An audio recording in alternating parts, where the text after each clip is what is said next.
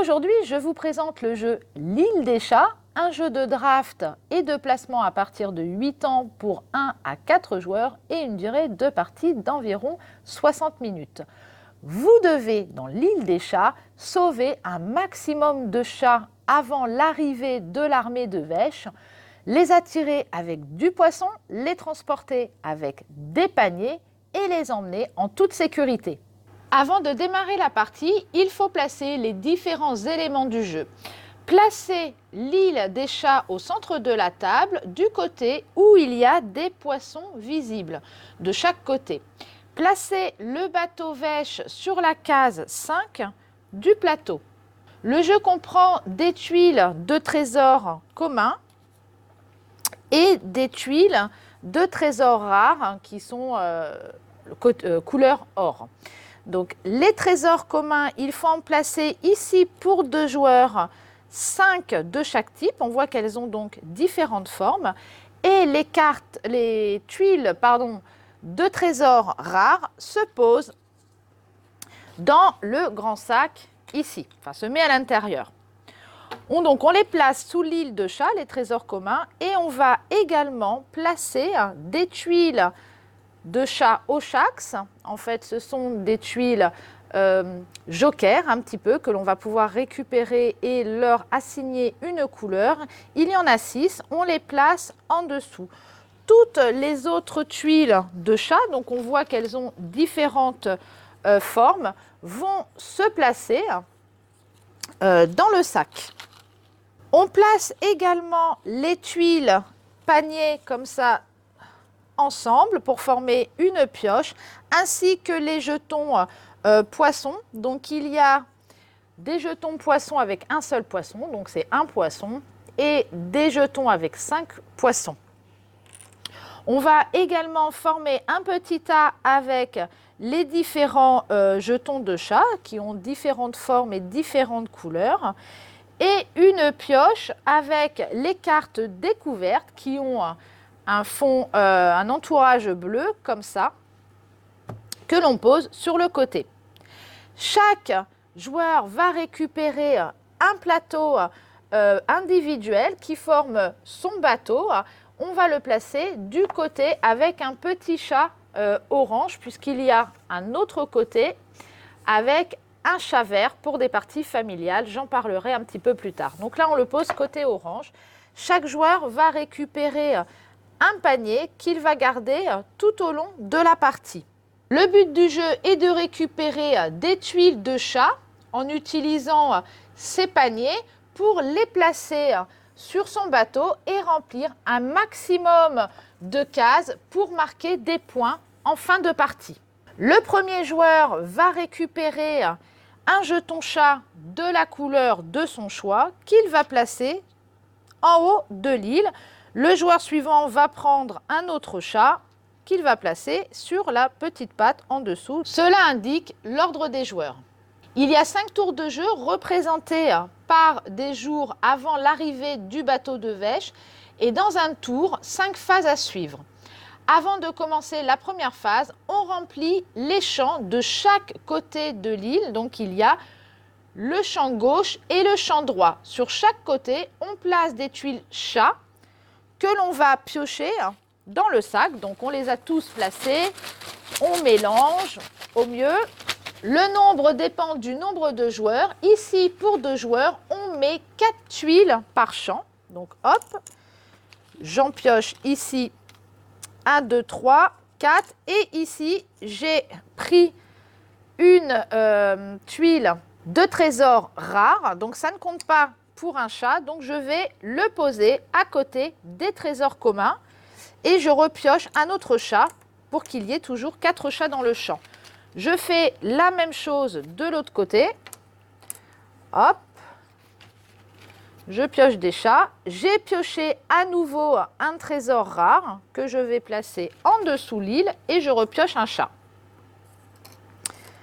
On démarre la première phase, qui est la pêche. Chaque joueur prend 20 poissons dans la réserve. Donc je vais prendre par tuile de 5, donc 20 pour un joueur.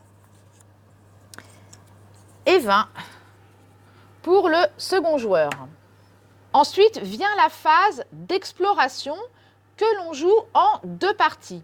Le premier joueur, ici, distribue 7 cartes découvertes à chaque joueur. Donc, il en donne 7 à celui-ci. Alors, combien j'en ai là? 3, 4, 5, 6, 7 et 7 pour lui. Les cartes sont de différentes couleurs. Voilà, on voit, il y a du jaune, il y a du vert, il y a du bleu, enfin l'entourage, et du violet. Les vertes, donc ici, apportent des paniers. Donc ici, on voit qu'il y a un panier en plus et de la vitesse qui est représentée par les bottes. Les jaunes, ici, permettent de récupérer des trésors. Les marrons, j'en ai pas, il y en a également des marrons qui permettent de récupérer des Oshax. Donc, ce sont celles qu'on a mis, les tuiles qu'on a mis sous l'île. Les bleus rapportent des points de victoire et les violettes sont des actions que l'on peut jouer à n'importe quel moment. La première partie de la phase exploration est la sélection de cartes que l'on souhaite conserver et les autres sont passées aux voisins. Et on fait comme ça jusqu'à ce que chacun ait une sélection de cette carte. Donc on commence à sélectionner 2 cartes. Donc ce joueur-là va regarder les cartes qu'il a en main. Donc par exemple, il dit moi je vais me garder par exemple un panier. Bien sûr, ce n'est pas visible pour les autres joueurs. Là, je vous montre, mais on ne doit pas le montrer. Et ici, donc les bleus, je disais, ça peut rapporter des points de victoire. Et par exemple, là, il se dit, prenez 2 trésors au choix. Voilà, et par exemple, il va garder celle-ci. L'autre joueur, de son côté, regarde ses cartes. Il dit, tiens, moi, je vais garder ce panier. Et là, il peut prendre n'importe quel trésor. Donc, pareil, il va prendre ça, par exemple. Et ensuite, ils vont s'échanger leurs cartes. Et à nouveau, ils vont pouvoir sélectionner de nouvelles cartes. Donc, celui-ci dit, je ne sais pas, par exemple, lorsque vous découvrez un chat, vous pouvez à la place en secourir 2. Hop, par exemple, il prend celui-ci et il reprend ça. Ce joueur-là choisit à nouveau des cartes. Il va dire, je sais pas, 15 points si vous possédez au moins 3 chats de chaque couleur sur votre bateau. Donc, ça sera plutôt pour marquer donc, des points de victoire en fin de partie. Il reprend une carte de trésor et ils échangent encore à nouveau. Il resélectionne 2 cartes. Donc là, je prends n'importe quoi. Celui-ci en garde 2 et la dernière, ils se la transmettent et ça fait partie maintenant de leurs mains à chacun. La seconde partie de l'exploration est le choix des cartes que l'on conserve et qu'il faut payer. Effectivement, en haut des cartes, vous voyez un petit coup en poisson. Pour conserver cette carte, il faudrait donc défausser 2 poissons dans la réserve générale. Donc, ce n'est pas parce qu'on a fait le choix de cette carte qu'il faut garder les 7. Donc, le joueur, là, va décider quelle carte, finalement, il va payer pour pouvoir récupérer. Donc, par exemple, il se dit, je vais garder celle-là, elle me coûte déjà 3 poissons. Je vais conserver celle-ci, ça me fait un 4e poisson. Et celle-ci, par exemple, voilà, qui lui fait 6 poissons. Et les autres cartes, il n'en veut pas, donc il les défausse. Ce joueur-là fait la même chose avec les cartes qu'il a en main. Donc, par exemple, il dit, je garde celle-ci, je garde celle-ci, ça fait déjà 5. Et il dit, je vais garder également celle-ci et je défausse les autres. Donc, on en conserve autant que l'on veut et on défausse les autres, comme je viens de le dire. Et on paie les poissons. Donc, ici, on a dit 6 poissons. Donc, il va donner 10 et il va récupérer 4. Celui-ci, ça lui coûte 3, 6, 8. Donc, il défausse 10 et il récupère 2. Bien sûr, toujours, les cartes ne sont pas visibles pour les autres joueurs. La phase 3 est la lecture des traditions. Donc, la lecture des traditions, ce sont les cartes bleues. Donc, je vais en reprendre. Donc, voilà, c'est indiqué en bas de la carte, il y a écrit tradition. Donc, soit il y a écrit tradition, soit il y a écrit tradition publique. Quand c'est tradition publique, il faut la lire à haute voix, la laisser côté visible parce qu'en fait, les points de victoire vont être attribués si on a atteint l'objectif pour tous les joueurs, c'est public. Si par contre, il y a juste écrit tradition, c'est un objectif personnel, on va juste la poser pour le joueur qui l'a gardée, on va la poser face cachée devant soi et ça sera donc pour un décompte de fin de partie si on a atteint l'objectif. Là, aucun des joueurs n'a sélectionné de carte tradition, donc on va pouvoir passer directement à la phase suivante. On va maintenant passer à la 4e phase, donc qui est secourir les chats. On commence par déterminer l'ordre des joueurs.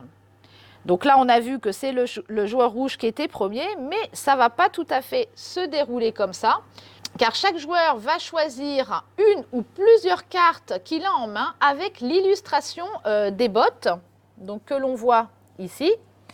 Lui, il en a une, lui, il en a 2.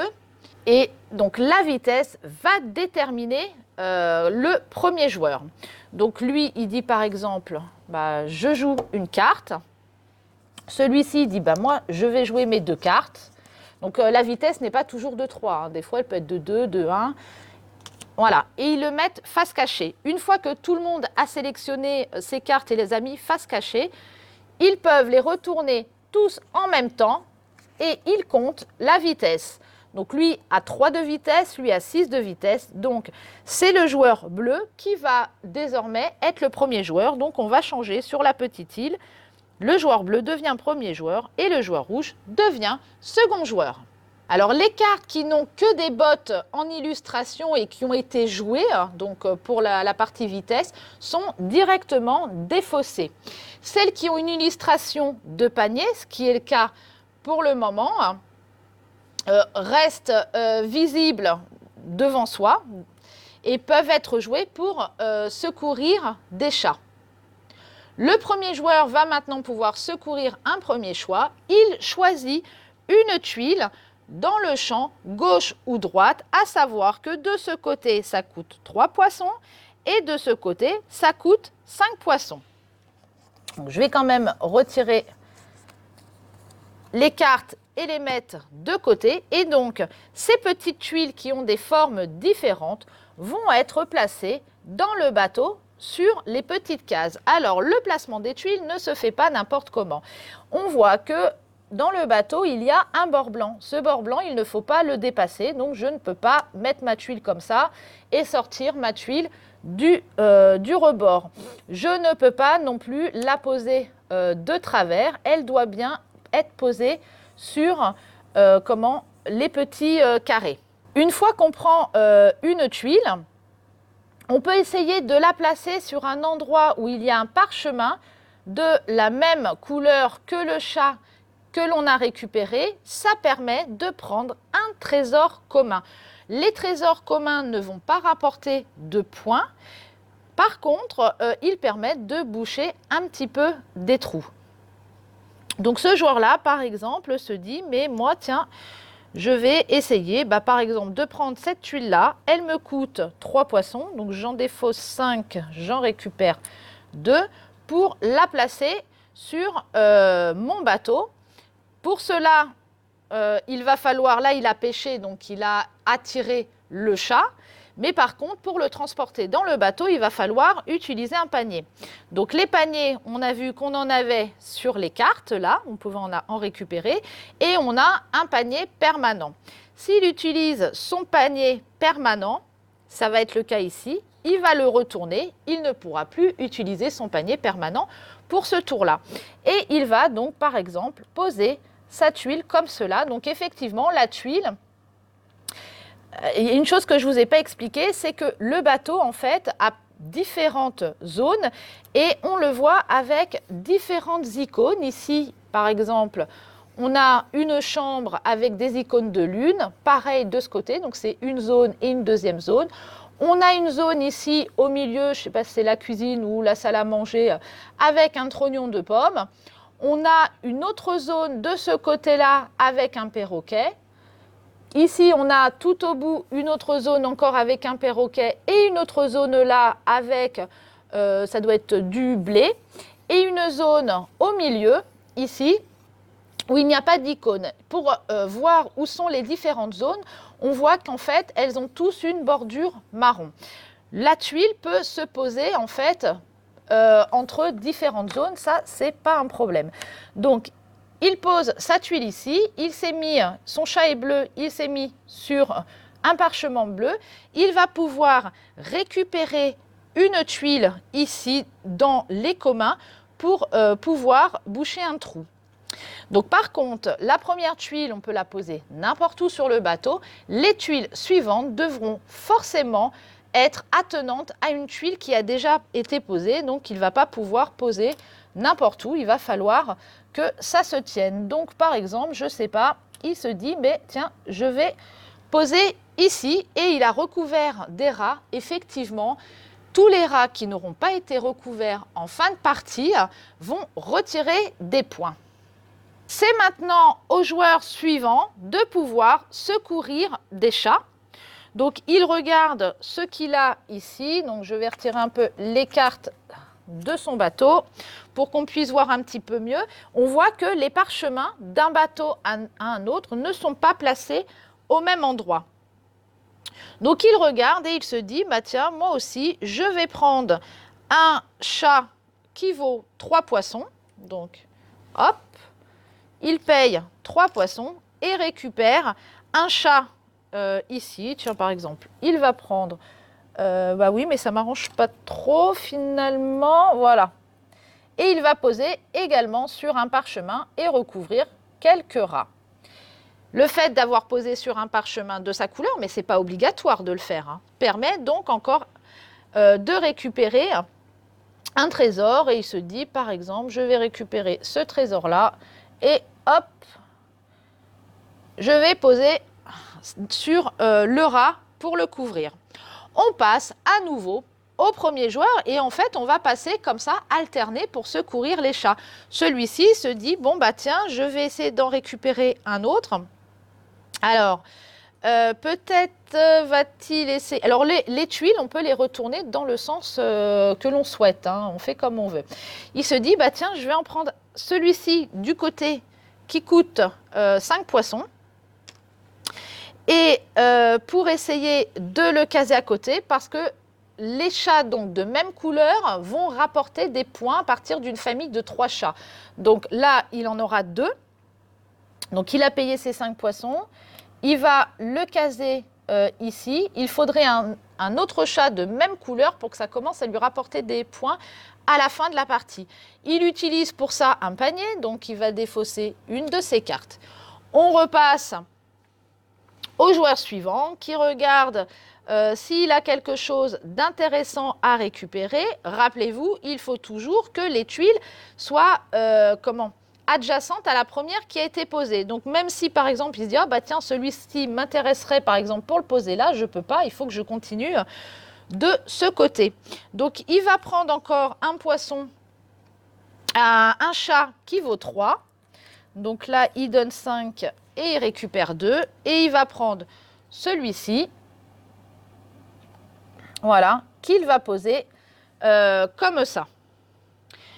Donc là, tout à l'heure, je ne sais pas s'il a défaussé, lui, il n'a pas retourné son panier quand il avait pris un chat. Donc il retourne son panier et il va jouer une de ses cartes. Et donc maintenant, de toute façon, ce joueur-là ne peut plus secourir de chat puisque là, il n'a plus de panier. On revient au premier joueur, lui a encore un panier, mais il n'a plus beaucoup de poissons et en fait, ce qui reste ne l'intéresse pas. Il arrête. Celui-ci, donc il ne peut plus, il arrête également. Les cartes qui n'ont pas été jouées sont gardées en main pour le moment, mais celle-ci a été jouée puisqu'elle a été utilisée pour la vitesse, donc elle est également défaussée.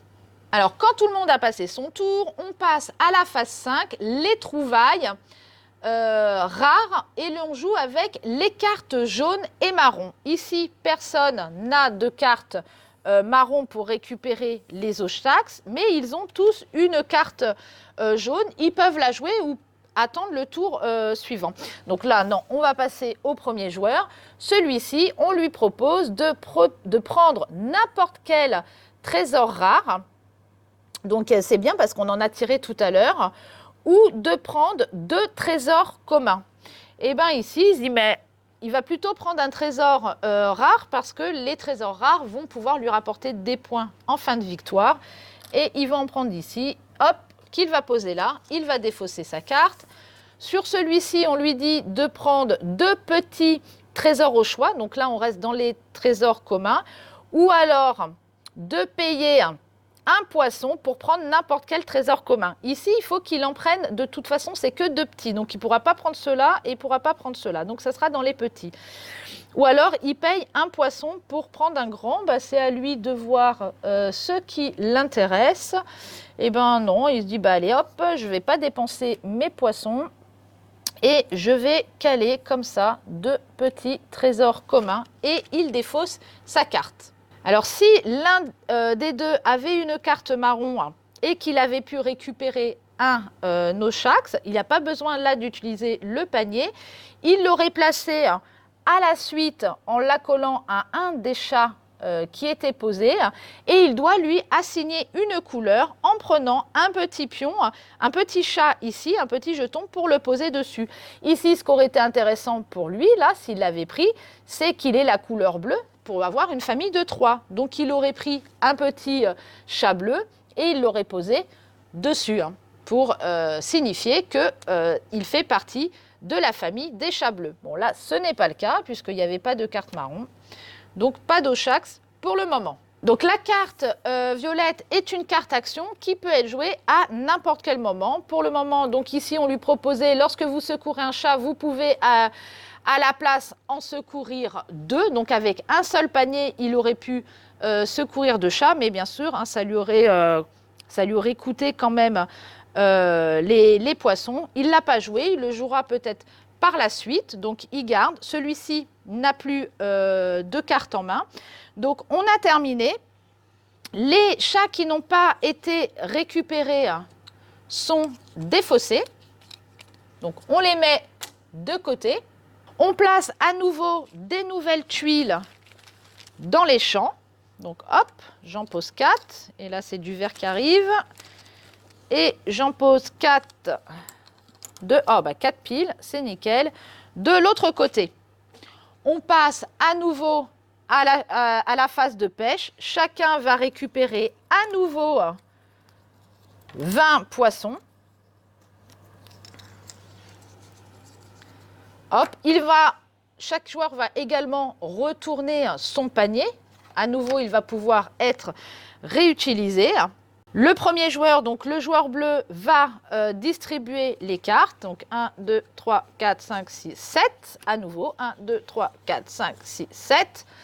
Et on recommence comme tout à l'heure. Les joueurs vont regarder leurs cartes. Ah bah ça y est, là une carte marron, un Oshtax, ça peut être intéressant. D'emblée, il va la récupérer. Là, on va, vous voyez, une botte, elle ne vaut qu'1 en vitesse, ce n'est pas toujours 3.